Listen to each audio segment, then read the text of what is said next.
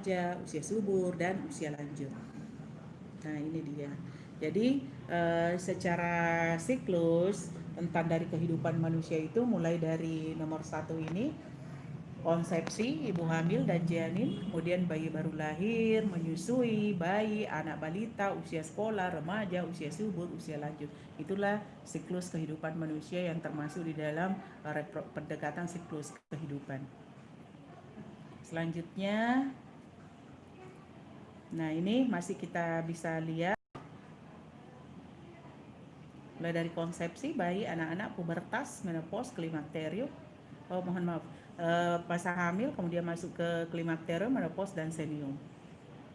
Nah, hak reproduksi perorangan adalah hak yang dimiliki oleh setiap orang, baik laki-laki maupun perempuan, tanpa memandang perbedaan kelas sosial, suku, umur, agama, dan lain-lain, untuk memutuskan secara bebas dan bertanggung jawab kepada diri, keluarga, dan masyarakat mengenai jumlah anak, jarak antar anak, serta penentuan waktu kelahiran anak dan akan melahirkan. Jadi intinya begini, fokus di reproduksi ini pada pertemuan kita ini adalah pada perempuan. Nah, orang akan mempunyai keturunan berapa, kemudian jumlah anaknya, jaraknya, waktu kelahirannya, dan akan melahirkan, itu bisa ditentukan. Itu perempuan mempunyai hak untuk menentukan sendiri, mendiskusikan. Jadi bukan bahwa kalau suaminya mau anak lagi, dia bisa langsung melahirkan. Kemudian kalau suaminya mau belum punya anak laki-laki misalnya, biasanya di dalam budaya kita pengennya anak laki-laki, kemudian belum ada, mau punya anak laki-laki, suaminya terus saja mengatakan, saya mau anak ini, pokoknya kamu harus melahirkan sampai saya mempunyai anak laki-laki. Itu tidak bisa seperti itu. Kenapa? Karena perempuan mempunyai hak untuk mengatur reproduksinya sendiri. Itulah yang diatur dalam hak-hak reproduksi. Nah, ini dia.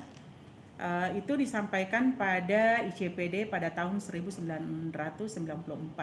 Yang pertama, informasi dan pendidikan kesehatan reproduksi. Ini tugas kita sebagai bidan, ya, untuk menyampaikan kepada masyarakat bagaimana pendidikan kesehatan tentang reproduksi, utamanya kepada siapa? Kepada semua, mau ibu yang sudah hamil, melahirkan, menyusui, usia lansia, dan sebagainya, lebih-lebih terhadap remaja. Kenapa? Tidak bisa lagi tidak ada pendidikan atau edukasi reproduksi pada remaja, tidak bisa. Makanya di BKKBN itu ada KKR yang memberikan pendidikan khusus kepada remaja mengenai keluarga berencana. Bukan berarti bahwa remaja disuruh untuk ber-KB, tetapi di sini lebih diutamakan adalah edukasi. Kemudian hak mendapat pelayanan perlindungan kesehatan reproduksi. Nah, di mana-mana pemerintah melalui beberapa program itu sudah memberikan pelayanan dan perlindungan kesehatan reproduksi.